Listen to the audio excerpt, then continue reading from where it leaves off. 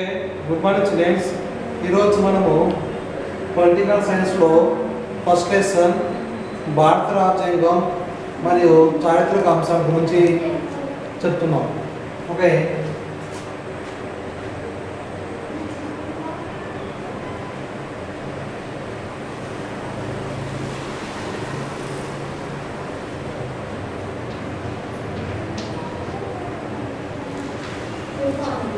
భారత రాజ్యాంగం మరియు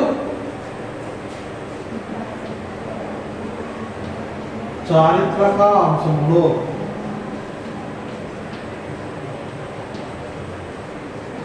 ఓకే, ఇందులో నిన్నటి క్లాస్లో మనము ఎన్ని రకాల ఉద్యమాలు జరిగినాయి, ఉద్యమం యొక్క ముఖ్యమైన పాత్ర ఏంటిది, ఓకే, అందులో ఏ ఉద్యమము దేనికి దారితీసినాయని చెప్తున్నాం. ఈరోజు మనము ప్రధానంగా చారిత్రక నేపథ్యము అంటే రాజ్యాంగానికి సంబంధించిన చారిత్రక అంశాలు.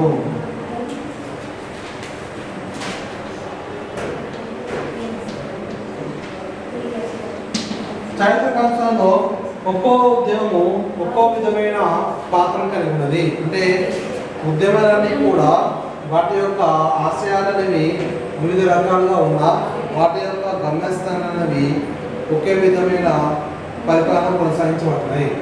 చారిత్రక అంశంలో మనకు అతి ముఖ్యమైన 1942 1942 నుంచి 45 ఈ సంవత్సరాల మధ్యకాలంలో ప్రధానంగా స్వాతంత్ర ఉద్యమ మలి దశగా పిలవడం జరుగుతున్నది. ఓకే, 1942 నుంచి 45 ఎన్ని సంవత్సరాలు? 3 సంవత్సరాల మధ్యకాలంలో. ఓకే, దీనికి మరొక పేరు ఏమిటంటే క్విట్ ఇండియా ఉద్యమం ప్రస్తుతం. క్విట్ ఇండియా ఉద్యమం ఎన్ని సంవత్సరం అయింది? 1940 నుంచి 45 సంవత్సరం క్విట్ ఇండియా ఉద్యమం.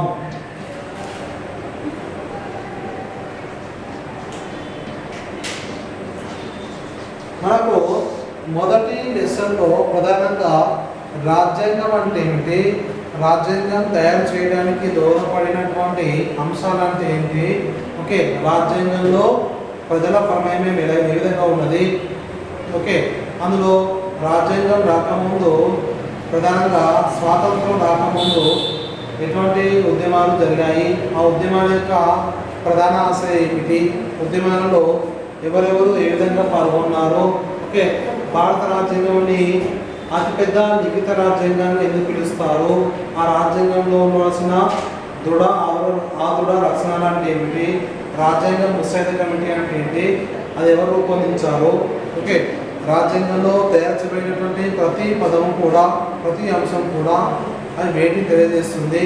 తర్వాత ఆర్టికల్స్ అంటే ఏమిటి, షెడ్యూల్స్ అంటే ఏమిటి, ప్రకారాలు అంటే ఏమిటి, భాగాలు అంటే ఏమిటి, విధంగా ప్రతిదీ కూడా ఇందులో చర్చించడం జరుగుతున్నది. ఒకటి అంశం ఏంటంటే మనకు రాజ్యాంగానికి హృదయం లాంటిది అని దేని స్థానంలో ప్రభుత్వము అంటే ప్రభుత్వానికి హృదయం లాంటిది రాజ్యాంగం. ఎందుకంటే ప్రభుత్వం ఏర్పాటు చేయాలనుకున్నా ప్రభుత్వం ఏ విధంగా ఏర్పాటు చేయాలి, ప్రభుత్వం యొక్క అధికార విధానాలు ఏ విధంగా ఉండాలి, ఓకే, పొలిటికల్ లీడర్స్ అంటే ప్రతి రాజకీయ నాయకుడు ఏ విధంగా పనిచేయాలి, ఓకే, భారత ప్రభుత్వం ఏ విధంగా పనిచేయాలి, ఇవన్నీ కూడా ప్రతి విషయం కూడా రాజ్యాంగంలో రూపొందించబడ్డది. మొట్టమొదటి అంశం ఏంటంటే ఆర్టికల్స్.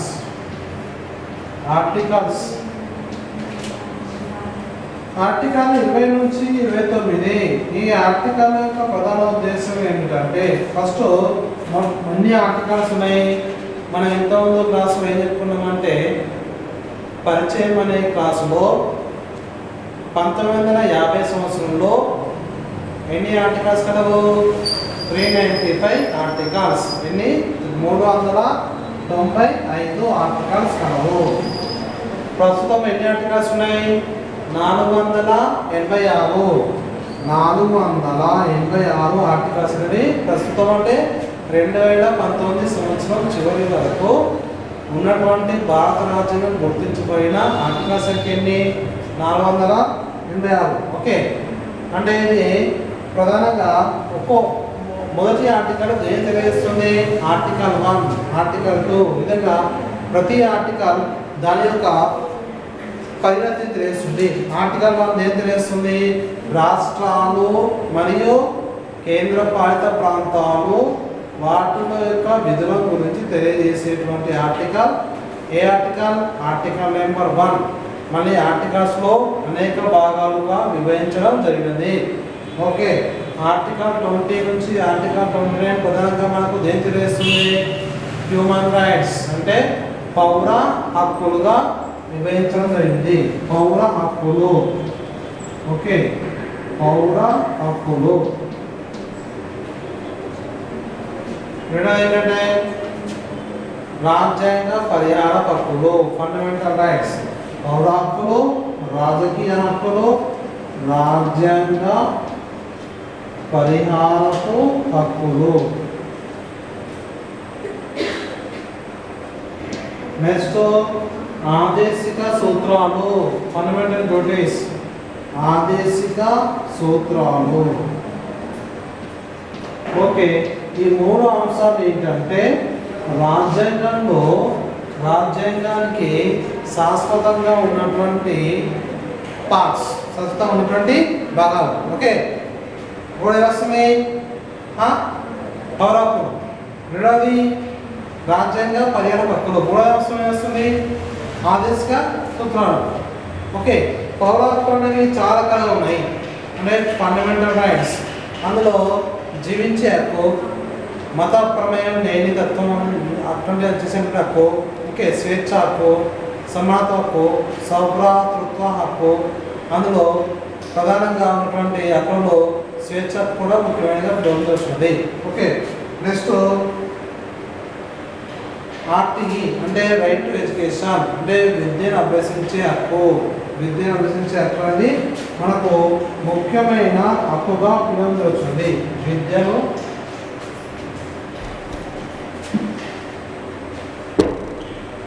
ఓకే, ఇది మనకు విద్యను అభ్యసించే హక్కు.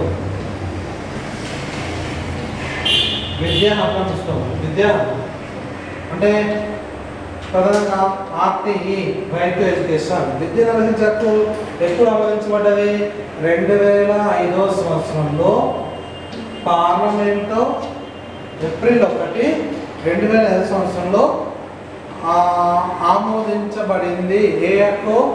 రైట్ టు ఎడ్యుకేషన్ అంటే విద్యను అభ్యసించే హక్కు. అంటే ప్రతి పిల్లవాడు కూడా తాను చదువుకోగలగాలనే ఉద్దేశంతో భారత ప్రభుత్వము ఈ రైట్ టు ఎడ్యుకేషన్ అంటే విద్యను అభ్యసించే హక్కు అనేది తీసుకొని వచ్చింది. ప్రతి పిల్లవాడు అంటే ఎవ్రీ స్టూడెంట్, ప్రతి పిల్లవాడు కంపల్సరిగా ఓకే ప్రభుత్వ లేదా ప్రైవేటు లేదా ఏడేడు పాఠశాలలో విద్యను అభ్యసించే హక్కు అనేది తీసుకునబడ్డది. ఇప్పుడు 2005 సంవత్సరంలో ఇది ఆమోదించబడింది. ఎప్పుడు అమలుకి వచ్చింది? 2009. ఓకే, రైట్ టు ఎడ్యుకేషన్ అంటే విద్యను అభ్యసించే హక్కు అనేది అమలులోకి వచ్చిన సంవత్సరము ఎప్పుడు? 2009. వీటితో పాటు అనేక రకాల హక్కులు గలవు. ఓకే, అందులో ప్రధానంగా ఇన్ఫర్మేషన్ అంటే సమాచార హక్కు చట్టం 2005 సమాచార హక్కు చట్టం కూడా ఉన్నది. సమాచార హక్కు రైట్ టు ఇన్ఫర్మేషన్. సమాచార హక్కు ఎప్పుడు అమలులోకి వచ్చింది? సమాచార హక్కు 2005. సమాచార హక్కు, విద్యను అభ్యసించే హక్కు, రాజ్యాంగ పరిహార హక్కు. ఓకే, ఇవన్నీ ఏంటంటే పౌర హక్కులుగా పిలవడం జరుగుతుంది. ఓకే, సమాచార హక్కు అమలుకి వచ్చినప్పుడు 2005వ సంవత్సరం. ఓకే, ప్రతి అంటే వయోజన విద్య ఓటింగ్ హక్కు అనేది కూడా అమలుకి వచ్చింది. అంటే ఎలక్షన్స్ టైంలో ప్రతి వ్యక్తి ఫస్ట్ మనకు ఓటింగ్ నిర్వహించు వయసు ఎక్కువ ఉన్నది 21 సంవత్సరం ఉండేది. ఇప్పుడు ఉన్నటువంటి ఓటింగ్ వయసు ఎంత? 18 సంవత్సరాలు నిండిన వయోజనులు అందరూ స్త్రీ పురుషుల భేదం లేకుండా అందరికీ ఓటింగ్ హక్కు అనేది భారత ప్రభుత్వం కల్పించబడింది. ఓకే, వయోజన అంటే ఎవరు?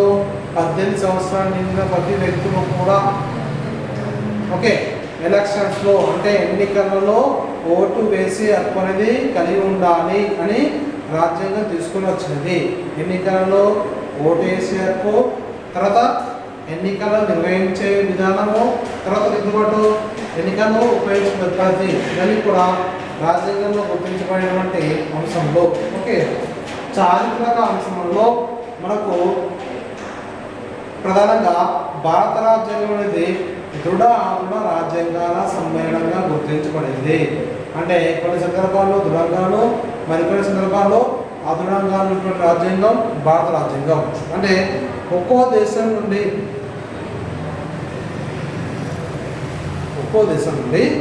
ఒక్కో రకమైన బాధ్యతలు కానీ విధులు కానీ తీసుకునబడ్డది. ప్రాథమిక హక్కులు ఒక దేశం నుండి, ఆ దేశం ఒక దేశం నుండి, నెక్స్ట్ పౌర హక్కులు స్వేచ్ఛ హక్కులు మరొక దేశం నుండి, ఈ విధంగా ఒక్కో దేశం నుండి ఒక్కో రకమైన బాధ్యతలు కానీ విధులు కానీ తీసుకునబడ్డది రాజ్యాంగంలో. అంటే రాజ్యాంగాన్ని రూపొందించడానికి పట్టిన సమయం ఎంత?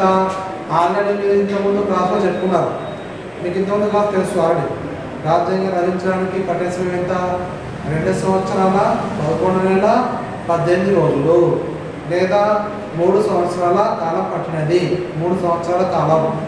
ఇంత పెద్ద రాజ్యాంగంలో ప్రధానంగా అధికరణ ప్రక్రియ అంటే మార్పులు చేర్పులు అంటే ప్రధానంగా 1950 సంవత్సరం అనేది మనకు అతి ముఖ్యమైన సంవత్సరంగా పిలువబడుతున్నది. ఎందుకంటే 1950 సంవత్సరంలోనే ఓటింగ్ హక్కు అనేది అమలులోకి వచ్చినది. మరొకటి ప్లానింగ్ కమిషన్. అంటే ప్రధానంగా ప్లానింగ్ కమిషన్ అంటే ఏంటంటే మనకు ప్రతి 5 సంవత్సరాలకు ఒకసారి జరిగేటువంటి పంచవర్ష ప్రణాళిక కూడా రూపొందించబడినటువంటి ప్రణాళికా సంఘం. ప్లానింగ్ కమిషన్ అంటే ఏంటంటే ప్రణాళికా సంఘంను స్థాపించిన సంవత్సరము కూడా ఏ సంవత్సరము? 1950. ఓకే, 1950లో ఓకే ఎన్నికల నిర్వహణ, పంచవర్ష ప్రణాళికా సంఘంను స్థాపించారు. మూడవ అంశం ఏంటంటే రాజ్యాంగము అమలులోకి వచ్చినది కూడా. ఓకేనా? సో 1950 సంవత్సరంలోనే మనకు ఓటింగ్ హక్కు అనేది కల్పించడం జరిగినది. అంతకుముందు ఓటింగ్ హక్కు అనేది కేవలం కొన్ని ప్రాంతాలకే పరిమితమే ఉన్నది. మనం ఇంతకుముందు అసలు చెప్పుకున్నాం బాంబే ప్రెసిడెన్సీ ఏరియా, మద్రాస్, బెంగాల్ కొన్ని ప్రావిన్స్లకు మాత్రమే ఓటింగ్ హక్కు అనేది కల్పించడం జరిగినది.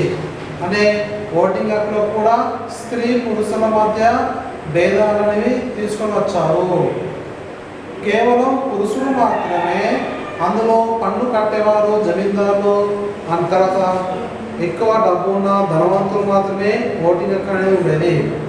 సమాజంలో వెనుకబడిన స్త్రీలకు అసలుకి ఓటింగ్ హక్కు అనేది లేదు ఎప్పుడు బ్రిటిష్ కాలంలో. కానీ ఇప్పుడు సమాజంలో ప్రతి వ్యక్తి కూడా తాను ఓటింగ్ హక్కు అనేది కల్పించడం జరుగుతుంది. అది భారత రాజ్యాంగం గుర్తించబడిన మరొకమైన అంశము.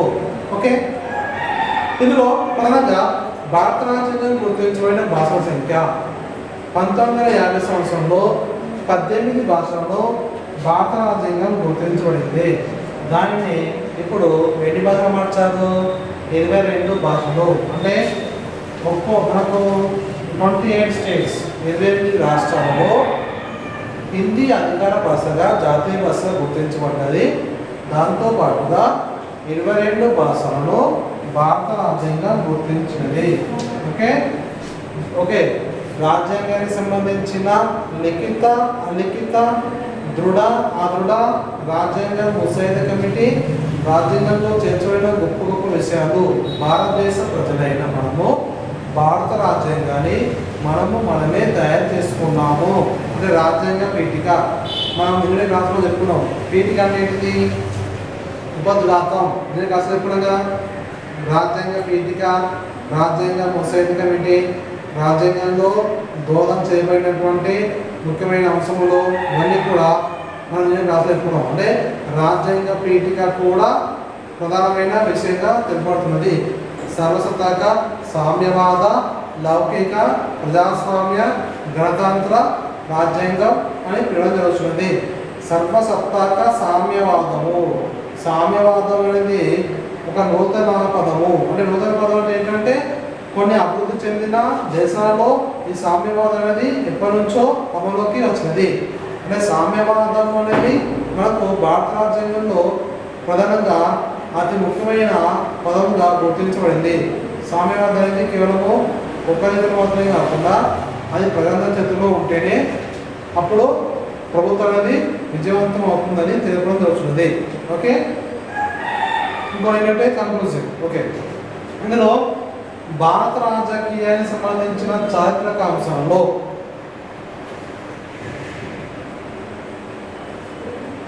పౌరత్వతో పాటుగా సమానత్వ హక్కులు, తర్వాత రాజ్యాంగానికి సంబంధించినటువంటి గుర్తించబడినటువంటి భాషలు, ఆదేశిక సూత్రాలు, విలువలు, కట్టుబాట్లు, తర్వాత విదేశీ పారంపరసి విదేశీకి సంబంధించిన సంస్కరణలు, ఓకే, స్వదేశీ సంస్కరణ, విదేశీ సంస్కరణలు ఇవన్నీ కూడా రూపొందించడం జరిగినది. ఓకే, రేపటి క్లాస్లో మనం ఏం చెప్పుకుంటా అంటే ఫండమెంటల్ రైట్స్ అంటే డ్యూటీస్ అంటే హక్కులు అంటే ఏమిటి, ఎన్ని రకాల హక్కులు ఉన్నాయి, హక్కులకు సంబంధించిన బాధ్యత అంటే ఏ ఆర్టికల్స్ ఏ హక్కులను తెలియజేస్తుంది, వాటి యొక్క ప్రధాన ఉద్దేశం ఏమిటి, మొత్తం హక్కుల సంఖ్య ఎన్ని, ఒక్కొక్క ఆర్టికల్ ఒక విధమైన హక్కు తెలియజేస్తుంది. ఓకే, వాటి గురించి మనము క్లుప్తంగా రేపటి క్లాస్లో తెలుపుకుందాం. Okay, thank you students.